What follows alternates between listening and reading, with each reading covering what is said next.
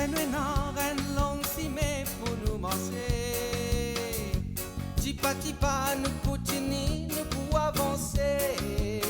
Traverse montagne, persécution, marécage, douleur et souffrance. Tipa tipa nous pour avancer, nous faire confiance. Même si nous portons bien lourd, nous n'avons pas besoin d'un bisou.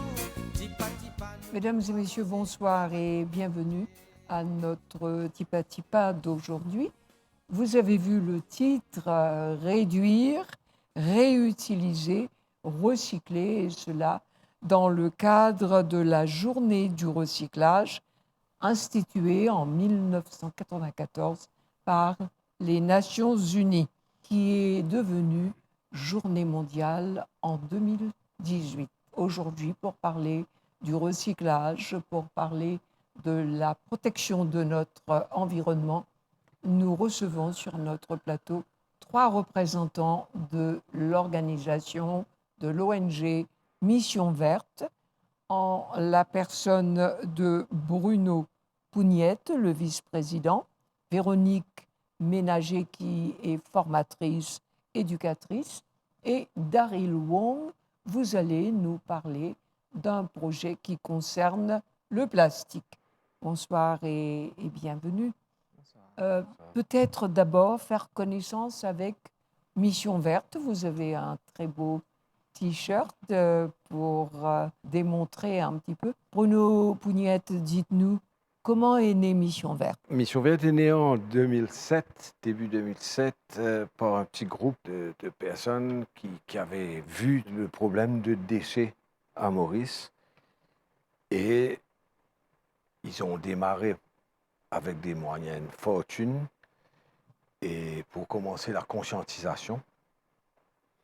Et après, avec l'aide d'une organisation comme l'UNDP et des organismes locaux, des grosses compagnies comme la banque, etc., ils se sont lancés dans des bennes, des moyens pour récupérer certains déchets qui pouvaient être recyclés.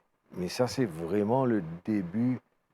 Il n'y avait même pas d'usine de recyclage à l'époque. En fait, on ramassait pour pas trop savoir quoi faire avec.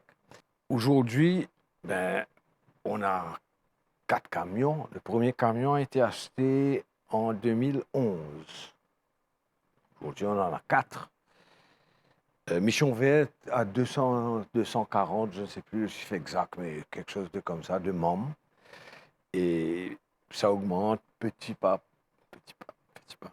Et nous avons aussi entre 70 et 80 points assez importants de collecte dans différentes localisations sur l'île.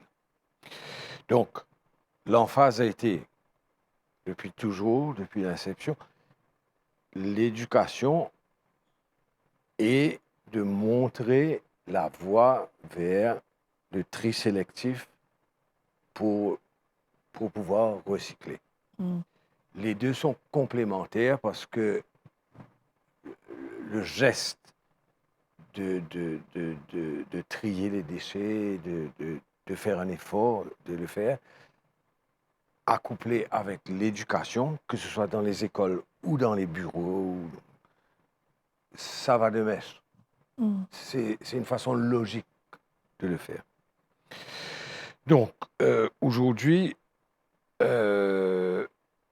peut-être un chiffre que je peux lancer comme ça, l'année dernière, disons, Mission Verte avait collecté dans tous ces centres, dans ces efforts de collection, 190 tonnes mélange de plastique, d'aluminium, de papier, carton, etc.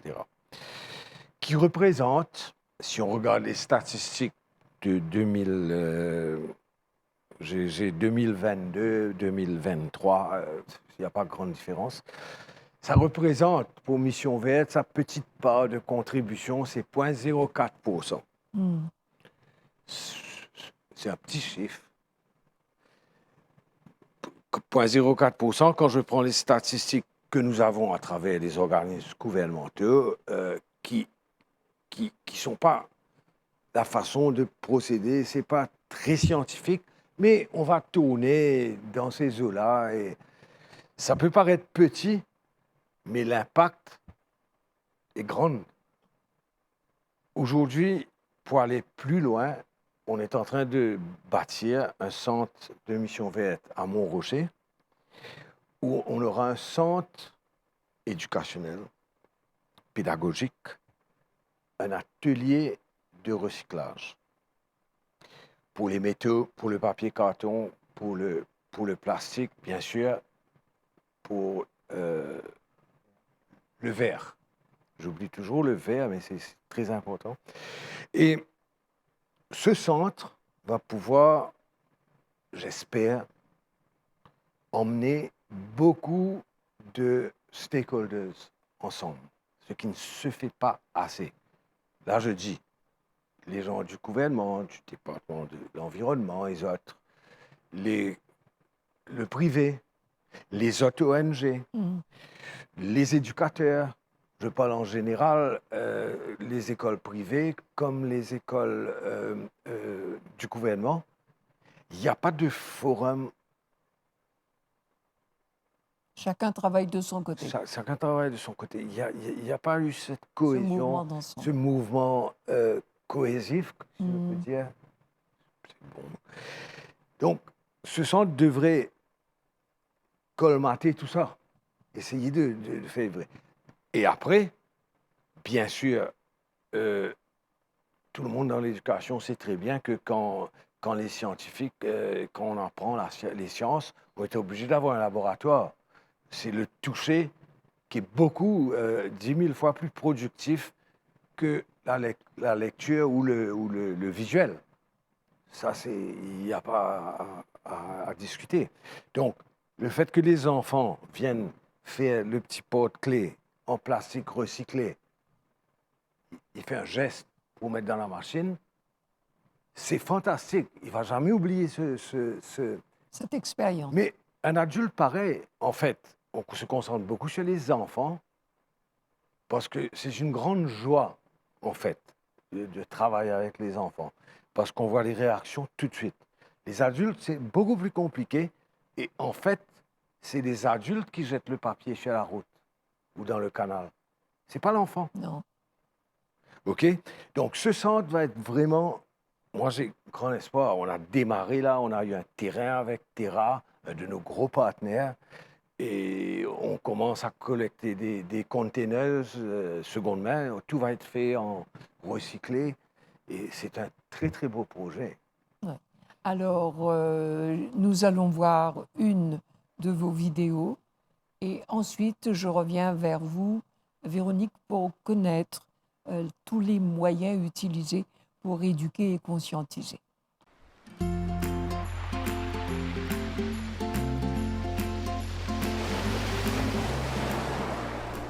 Si vous comptez vient casser une pause pour la mer, avec qui fait ou bien gâte sous beauté. Beaucoup de gens trouvent plus facile pour débarrasser de saleté que de cette envie, au lieu de servir une poubelle. Ce comportement égoïste là, c'est une conséquence bien grave pour nous ban la place. Saleté attire les chiens errants, les rats, et ça capable de créer toute qualité maladie. Quand ils vont pour saleté vers la mer, ça capable de tuer les poissons et les autres animaux marins. Un jour, pour ne plier na poisson pour manger. Nek mazinen coup, qui peut arriver si tout le monde cette saleté que de envie. Ban la place d'île Maurice pour défigurer. Touristes pour arrêter de venir contre nous et poissons pour disparaître comme à dodo. Et surtout, bizarre arrête sa mentalité qui les autres dimoun bizarre vin ramasse sous saleté. Fin l'air pour qui ou prend ou responsabilité. Maurice, c'est nous la case. Servi poubelle tout le temps pour débarrasser sous saleté. Recycler ou ban déchets autant que possible. Une simple action capable de faire une belle différence pour l'avenir de nos pays. Maurice, c'est nous la case. À nous sens de mentalité et garde nous l'environnement propre. Alors, Véronique Ménager, nous venons de voir une de vos vidéos. Diriez-vous, en tant que formatrice et éducatrice, que les Mauriciens, nous sommes suffisamment outillés d'abord et conscientisés par la suite sur, allons prendre quelque chose de simple, le tri des déchets. Automatiquement, vous placez des poubelles, allons dire ça, des boîtes de recyclage dans des lieux publics. Quel est l'accueil, quelle est l'éducation qui est faite pour que les gens puissent savoir je dois aller mettre ma bouteille dans ce container ou pas dans l'autre. Mission Verte a été créée pour sensibiliser le public sur l'importance de préserver notre environnement. Donc, il y a deux choses. Il faut qu'on, comme on disait tout à l'heure, qu'on arrête de jeter nos déchets dans la nature, que nos déchets, la seule place, c'est dans les poubelles. Mais à côté de ça, il y a aussi le problème de marachicose qui déborde. Donc, on doit aussi trouver des solutions pour diminuer nos déchets. Donc, il y a plein de choses qui peuvent être faites. Comme vous disiez tout à l'heure, on peut réduire. On peut, même si je vais avant réduire, on peut penser à refuser. Oui. Par exemple, je vais prendre quelques exemples. Quand on va acheter quelque chose, si on nous propose un sac qui soit en plastique, bon, le sac en plastique est interdit, on sait, mais même un sac en papier, si je n'ai pas besoin de lui ou que je vais l'utiliser que quelques heures ou quelques jours, peut-être que je peux ne pas le prendre. Donc, savoir refuser des petites choses comme ça et puis effectivement réduire. Je cite l'exemple d'une bouteille d'eau. Au lieu d'acheter sa bouteille d'eau tous les jours, on achète une gourde qu'on remplit. Et à ce moment-là, la bouteille en plastique n'est pas là. Donc, c'est des petites choses qu'on peut faire. Et puis, réparer aussi. On a une paire de chaussures qui est cassée ou un appareil électrique. On pense à le réparer avant d'acheter quelque chose de neuf. On peut composter aussi. Il y a beaucoup de nos déchets, finalement, qui peuvent finir dans le compostage. Et en dernier, effectivement, recycler. Si je prends l'exemple des plastiques, ce n'est pas tous les plastiques qui sont recyclables. D'où l'initiative, finalement, d'abolir certains plastiques qu'on ne pourra pas réutiliser et recycler. Et puis, il y a aussi le papier et le carton, les canettes en aluminium. Et on a aussi un projet pour récupérer aussi les piles, les téléphones portables.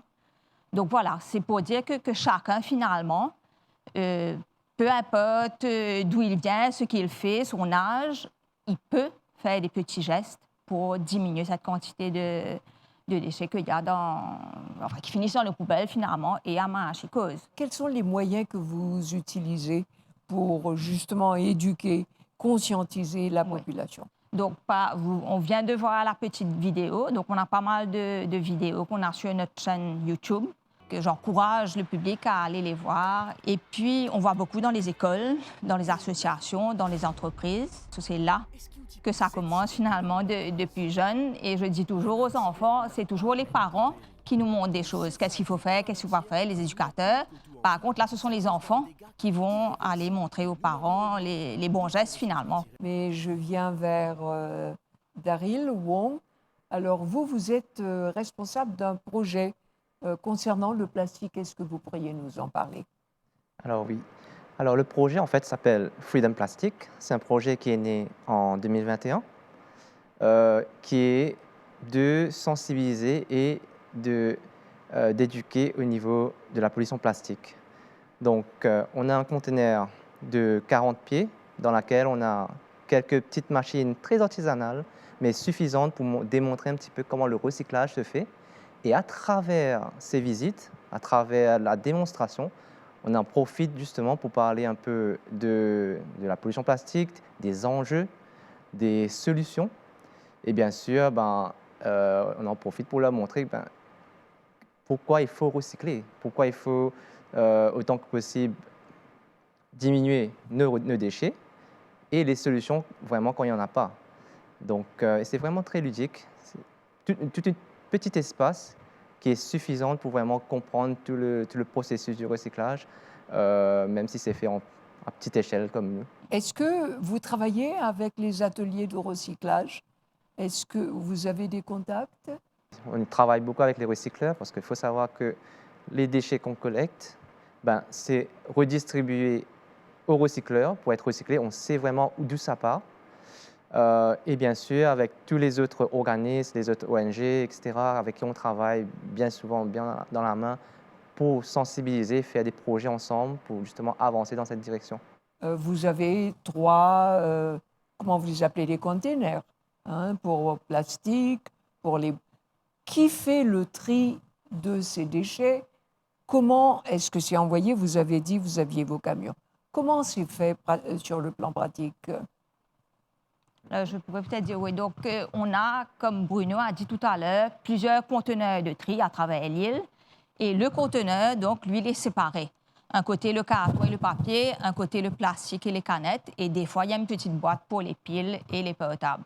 Donc, nos équipes passent là régulièrement. Donc, ils ont un planning pour le mois, ou 2 fois la semaine, ils passent en tel endroit, ou 1 fois par mois dans un autre endroit. Et sur place, ils séparent. Donc, un côté les plastiques, un côté les canettes, un côté le papier et le carton, qui est ensuite acheminé vers les entreprises de recyclage, Oui. recyclage local, où il y a certains qui vont pour l'exploitation. Oui. Alors, nous regardons une deuxième vidéo, puisque cette journée mondiale, c'est surtout pour conscientiser. Et je pense qu'à Maurice, on a bien besoin d'être conscientisé. Est-ce que tu connais qui, chaque année, Mauricia produit plus de 480 000 tonnes de déchets qui a le centre enfouissement Marchicose? En 10 ans, nous déchets ont augmenté par plus que 24%. Problème, c'est que Maurice, ce n'est qu'un petit île et que si nous pas faisons rien pour changer nous l'habitude de consommation, bien vite, pour ne plier la place pour traiter nous déchets. Pourtant, il est bon pour connaître que la plupart nous saletés compostables ou bien recyclables. Avec ban simples gestes tous les jours, il est bien facile de préserver l'environnement. Par exemple, nous sommes capables de resservir ou bien recycler nos boîtes, bouteilles, emballages en plastique au lieu de débarrasser Bonavini. Nous sommes capables aussi de servir ban sacs biodégradables ou bien un temps trafia. Si nous prenons la peine de trier, resservir et recycler nos déchets, nous pouvons diminuer l'impact de nos consommations dans nos jolis pays et que nous propres futurs. Et qu'aussi, il y a une bonne manière pour faire beaucoup d'économies. L'île Maurice, c'est nous la case. À nous protéger ensemble. Alors, Bruno, Véronique et Daryl, nous venons de voir une deuxième vidéo. Vous nous aviez dit que c'est sur YouTube. Est-ce que c'est accessible au grand public? Vous allez dans les écoles, c'est bien de passer à travers les enfants, mais qui sont déjà conscientisés par leur éducateur. Est-ce qu'il n'y a pas comme un manque vis-à-vis des adultes? Il faut augmenter la conscientisation des adultes. Ça peut se faire dans les bureaux, dans les centres sociaux. dans vous les avez centres des équipes? sociaux, dans notre centre éventuellement, oui. Tous les jours, on pourrait prendre des groupes d'adultes. Il faut que les compagnies qui emploient ces gens-là, ça c'est bien important. Il faut qu'eux, ils aient la volonté. Et c'est comme ça que ça marche, hein, parce que quand on va dans certains groupes, certaines compagnies qui vraiment, ils sont motivés, ils forcent, il fait un peu de forcing, hein, avec les adultes. Il faut du forcing. Les enfants veulent les embêter avec une petite plaisir. Les adultes, il faut presque les forcer, les faire s'intéresser. Et c'est là où les employeurs peuvent vraiment contribuer. Et je vois que dans pas mal de grosses compagnies, surtout les compagnies qui nous financent et qu'on a beaucoup de contacts, ah oui, il y a un grand effort. Mais il n'y en a pas assez. Il n'y en a pas assez. Et je rencontre souvent les copains, les managers, les directeurs de compagnie. Je dis, mais quand tu vas nous inviter à venir conscientiser un peu tes employés. Les bonhommes, tu sais, on n'a pas le temps.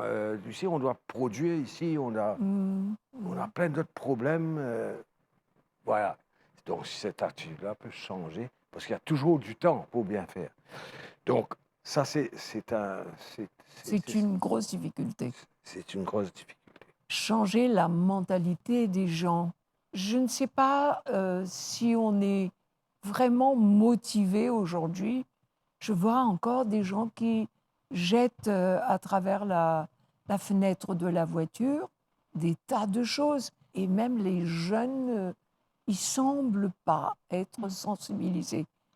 Comment pouvoir changer, vous, Daryl, vous êtes jeune, comment pouvoir changer cette facilité qu'ont les gens à jeter, à donner aux chiens errants, à continuer à polluer l'environnement?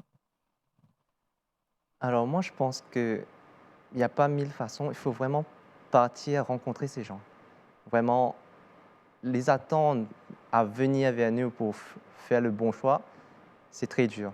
Il faut vraiment aller vers les gens et rendre plus facile et plus accessible tout déjà l'éducation au niveau de l'écologie, etc., de l'environnement, mais ensuite de rendre plus facile et accessible la possibilité de faire le bon geste. Donc, voilà ce qui se passe, c'est que surtout de pouvoir redonner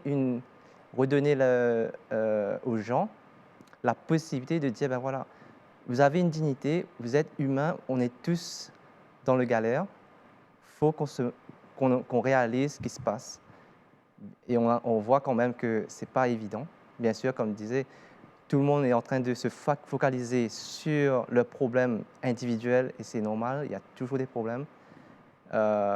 Mais voilà, c'est là la difficulté, je pense. Mais vraiment, c'est pour ça qu'il faut vraiment aller vers les gens, être patient, être compatissant et vraiment leur montrer. Je n'ai pas débuté comme ça. J'avais des petits gestes tout simples, ne pas laisser l'eau du robinet couler pour rien, d'éteindre la lumière quand je n'utilise plus, etc. Mais pas autant depuis que je fais partie de Mission Verte. Et je suis très, très, très, très content. Et j'aimerais justement, je suis là justement pour pouvoir partager moi aussi ce que j'ai pu apprendre. Le recyclage, c'est aussi contre l'anti-gaspillage et dont ce que vous venez de dire rejoint ce que nous sommes en train de prôner aujourd'hui. Et je vous laisse le mot de la fin, Véronique, en tant qu'éducatrice, en tant que formatrice. Quel serait votre appel à la population pour marquer la journée mondiale du recyclage qui a lieu le 18 mars? Oui. Donc, effectivement, comme Daryl disait, il faut aller vers les gens et on est toujours bien accueillis finalement, faire les gens prendre conscience du problème de ces déchets. Et ce que je voulais dire justement, c'est important que chacun, on fasse un petit geste. Ces petits gestes, un ajout avec l'autre, sont importants pour... Alors, bien souvent, on ne le fait pas pour faire plaisir aux autres. C'est pour notre bien-être. Après, il y a le système de la carotte et du bâton. OK? La carotte moderne, c'est en train de se passer en Europe, aux États-Unis et même en grands pays d'Asie. C'est une machine, comme un ATM, où on vient jeter la bouteille d'eau, la canette de bière, et il vous donne, pour l'instant, ce n'est pas de l'argent, il donne un coupon, et le coupon, vous pouvez aller au supermarché qui est à côté pour acheter vos commissions. Le bâton, il y a des lois, de très bonnes lois, Maurice, qu'il s'agit de l'environnement. Et il y a les autorités qui sont là, il y a les lois qui sont là. Est-ce qu'on les applique? Moi, je ne vois pas. Je pense que l'appel que nous lançons, il y a eu des choses très positives qui en sont sorties, c'est-à-dire qu'il y aura ce mouvement d'ensemble avec la création de votre centre. Il y a votre projet sur le plastique et vous avez dit quelque chose, Daryl, qui est très, très constructif, c'est-à-dire qu'il faut aller vers les autres pour les éduquer, pour les conscientiser. Ne pas attendre parce que mettre sur les réseaux sociaux des vidéos où les gens, c'est tellement facile de jeter, de ne pas prendre compte, de mettre à côté de J'ai vu de gros sacs à côté de ces containers que vous mettez dans les centres, là. Et c'est tellement plus facile, cette négligence, la paresse, l'indolence de nos îles. Donc, merci d'être venu aujourd'hui. J'espère donc que notre appel a été entendu et qu'il y aura une meilleure prise de conscience pour réduire, réutiliser, recycler. Merci beaucoup de votre geste, merci de votre attention et à la semaine prochaine pour un autre Tipa Tipa, là vraiment, ensemble nous avancer. Livrez-nous une langue si mais pour nous manger. Tipa Tipa nous continue, nous pour avancer. Traverse montagne, persécution, marécage, douleur et souffrance. Tipa Tipa nous pour avancer, nous faire confiance. Même si nous portons bien lourd, nous n'avons pas besoin d'un bisou. Tipa Tipa nous pour avancer vers royaume.